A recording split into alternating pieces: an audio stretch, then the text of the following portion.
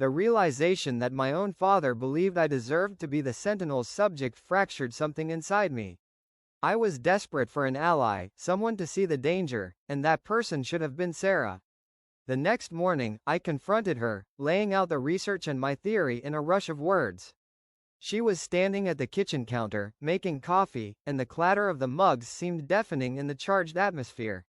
"Ethan, stop," she said, finally turning around, her face exhausted.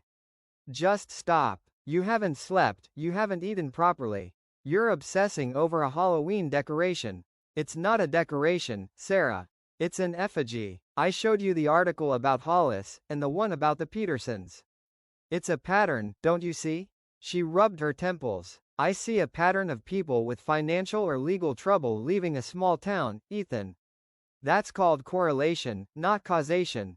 I also see you looking for an excuse for why your life isn't working out right now."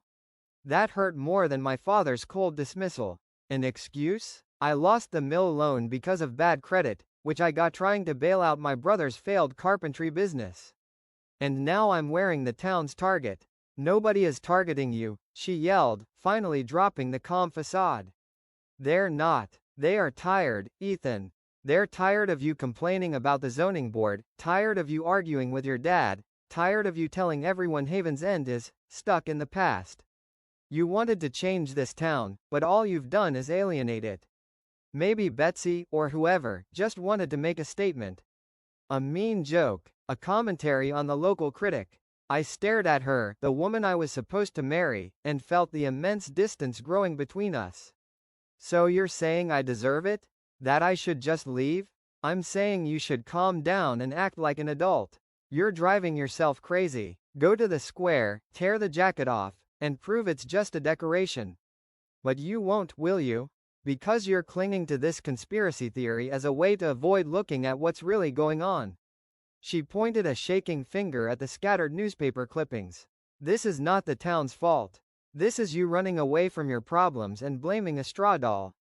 The argument ended there. She left for work shortly after, her silence heavier than any words she could have spoken.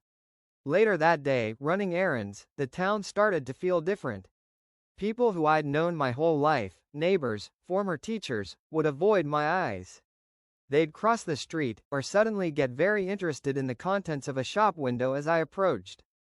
The easy, familiar nod of a small-town greeting was gone, replaced by forced indifference. I walked past the hardware store and saw Liam sweeping the sidewalk. He looked up, saw me, and immediately focused intensely on a cigarette butt near his feet. "Liam," I called out, walking up to him. He kept sweeping. "Hey, Ethan. Busy day. Look, I can't really talk right now. I've got that big delivery coming in." "Did you tell Sarah?" I asked directly. "About the scarecrow, the boots, the jacket? Did you tell her my concerns?" He stopped sweeping, looked up, and his face was unreadable. "I told her you were worried, Ethan. Look, I want to help, but this is getting weird. It's just a straw man.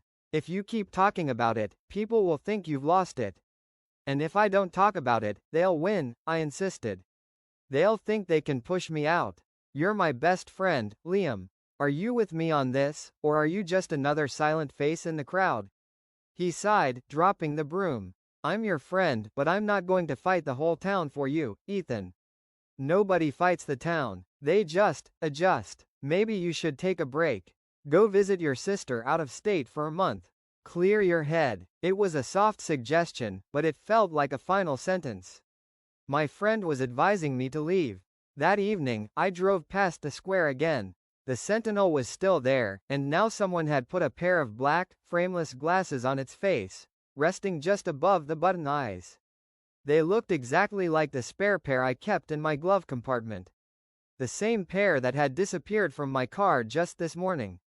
This wasn't a joke, a coincidence, or a conspiracy theory. This was a clear, escalating message. And now they were stealing things to make their replica perfect. The glasses were the turning point. It wasn't just the fleece or the boots anymore, it was something stolen directly from my private space, a clear intrusion. The message had moved from, "You resemble this," to, "We are watching you." I drove to the house of Betsy Thorne, the woman Liam had mentioned, who was often credited with designing the Sentinel. Her house was on the edge of town, a little cottage surrounded by chrysanthemums. I felt a reckless desperation as I knocked on her door. A thin, elderly woman with sharp, intelligent eyes answered. "Ethan, what a surprise. You look troubled." "Mrs. Thorne, I need to know about the scarecrow," I blurted out. "The one in the square. Who made it, and why does it look exactly like me?" She invited me in, offering a weak cup of tea. "The Sentinel is made by the community, dear. A little bit from everyone. It's meant to represent the spirit of the season." "The spirit of who the town wants to disappear?"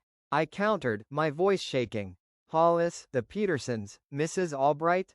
They all left after the scarecrow was made in their likeness.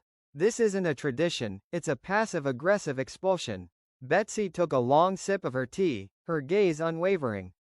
"Passive-aggressive is such a modern term, Ethan. It's simply clarity. Sometimes, a community needs to express its wishes. Haven's End relies on harmony. We are a delicate ecosystem.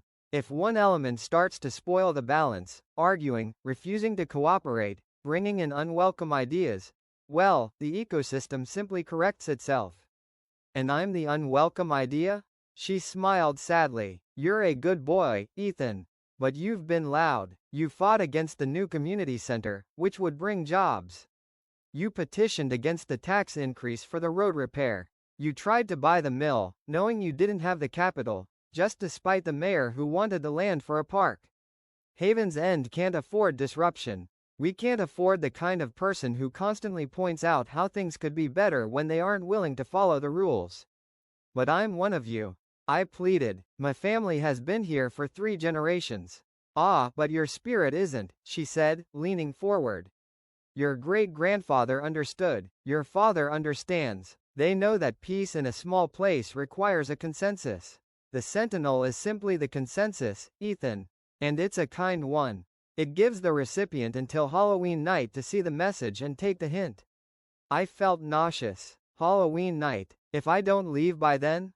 "Oh, no one is going to hurt you," she said, waving a hand dismissively. "That's not the way it works. But the attention will sharpen. Your truck might break down more often. Your job applications might disappear.